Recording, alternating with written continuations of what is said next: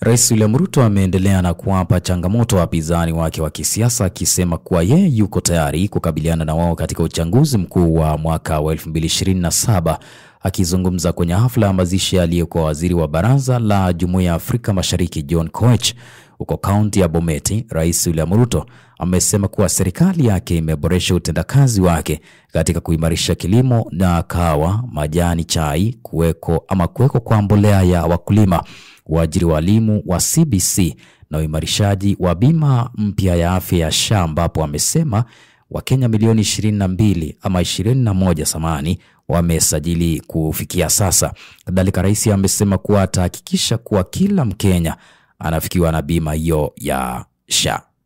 Mimi ninajua ya kwamba nimepatiwa kazi na wananchi wa taifa la Kenya. Na hiyo kazi nimepatiwa, najua mtihani ni 2027. Na hiyo mtihani ya 2027 sipangi kuanguka hiyo mtihani. Hiyo mtihani ya 2027 mimi najua vile nitapita hiyo mtihani. Kwa sababu mlianiambia nirekebishe kilimo, na hiyo kilimo nimerekebisha.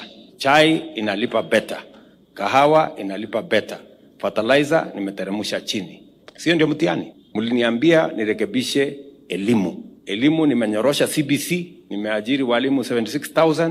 Mliniambia nipange mambo ya afya ndio hii. Hakuja kuwa na watu milioni 21 wamesajiliwa katika mpango ya afya. Kufikia sasa, jana watu 21 million walikuwa wamejisajili kwa programu ya SHA. Ile zamani ya NHIF ilikuwa kati ya 7 million hapo 8 million. Na hii mpango itafikia kila mtu. Aliyekuwa naibu wa rais Rigathi Gachagua siku ya Jumanne leo ametangaza kuwa kuna mpango wa kuunda muungano mpya wa kisiasa kati yake na viongozi wengine wa upinzani, ambapo utalenga kumndoa Rais William Ruto mamlakani katika uchaguzi wa mwaka 2027. Akizungumza katika hafla ya mazishi ya kasisi Joseph Nzola huko Katelembu, kaunti ya Machakos, Gachagua alifichua kuwa tayari wameanza mazungumzo ya kuunda ushirikiano na kiongozi wa chama cha Wiper Kalonzo Musyoka, mgombea wa Jubilee Fred Matiang'i, kiongozi wa DAP-K Eugene Wamalwa na gavana wa Trans Nzoia George Natembeya. Aidha, Gachagua aliwahakikishia Wakenya kuwa wana mikakati thabiti ya kuleta uongozi bora na akawataka wakazi wa Ukambani kutambua kuwa Kalonzo Musyoka ni sehemu muhimu ya mpango huo. So if we are here in Katelembo, ni jukumu letu tukiwa nao viongozi to give hope to our people. Tumesikiza Wakenya wanasema tupangane, tutafute serikali mpya mzuri ya kusaidia Kenya. Na hiyo tunafanya. Na huyu kiongozi wenu Kalonzo Musyoka, huyu Eugene Wamalwa, George Natembeya, Fred Matiang'i, Rigiji yako hapo jikoni ndio na chora maneno. And I want to assure the people of Kenya, we have a formula to give you good leadership. And your son Kalonzo Musyoka is a serious player in that negotiation. And I want to assure nyinyi watu ya Ukambani, huyu kiongozi wenu na nyinyi tutalegesha heshima yenu kama jamii.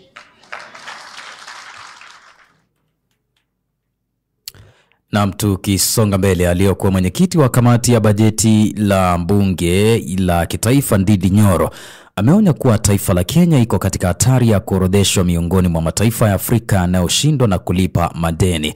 Mbunge huyo wa Kiaru na aliyekuwa mwenyekiti wa kamati ya bajeti ya bunge la kitaifa Ndindi Nyoro ameonya kuwa Kenya iko kwenye mgogoro mkubwa wa madeni na huenda ikaorodheshwa miongoni mwa mataifa ya Afrika yanayoshindwa kulipa madeni yao.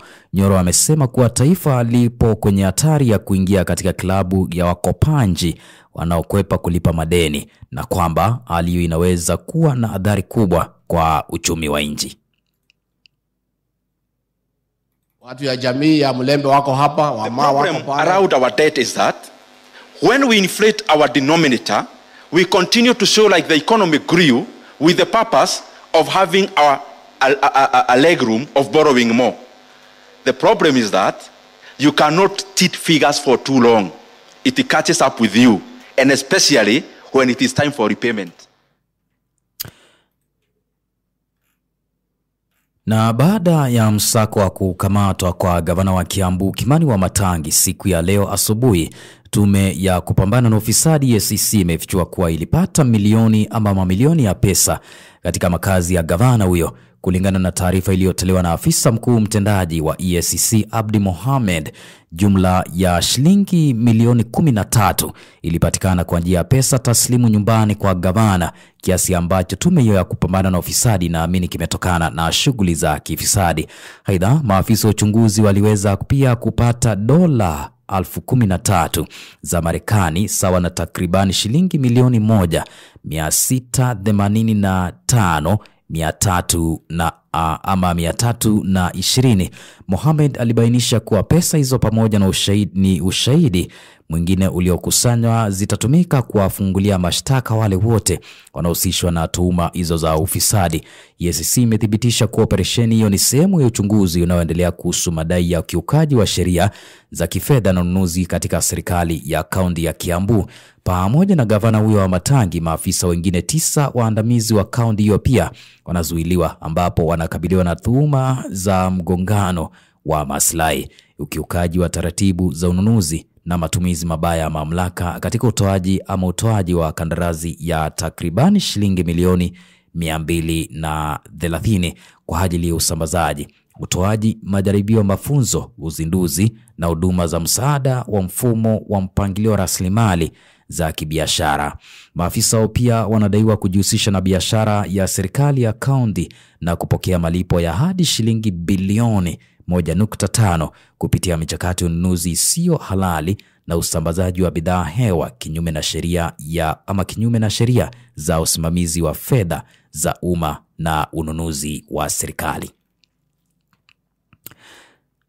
Na zaidi ya familia 300 zimeathirika na mafuriko katika kijiji cha Mbitika, eneo bunge la Mwea Magharibi, kaunti ya Kirinyaga, kufuatia mvua kubwa inayoendelea kunyesha katika eneo hilo. Kwa mjibu wa mkazi mmoja Steven Mushira, watu 300 walipoamka walipata nyumba zao zimejaa maji, na ambapo wameeleza hofu ya jaa baada ya mazao kusobwa na mafuriko pamoja na mifugo wao. Aidha, kulingana na wakazi walipanda wiki 2 zilizopita, kwani sasa mimea yao imesombwa na mafuriko. Usiku mzima mvua ikanyesha na kulikuja maji nyingi na kukawa na floods. Sasa kuku zetu zikaenda na mbuzi zetu zilienda, nazo nyumba zote zilijaa maji. Kwa hivyo ndivyo tulikutana na shida ya usiku wa leo, na tunaomba serikali tusaidie kwa sababu tuko na mashida nyingi, especially kukinyesha hivyo kuwe na floods, kunakuwa na hii ugonjwa ya kipindupindu, kwa sababu iko wakati kulikuwa na hiyo shinda lakini serikali ilitusaidia. Kwa hivyo mimi naomba serikali itusaidie. Huyu kijana ndiye tu anaweza kuvuka hii mto, ndio aende atufungie ng'ombe na akuje nazo. Juu sasa hata huku hakuna mahali inaweza kufungiwa.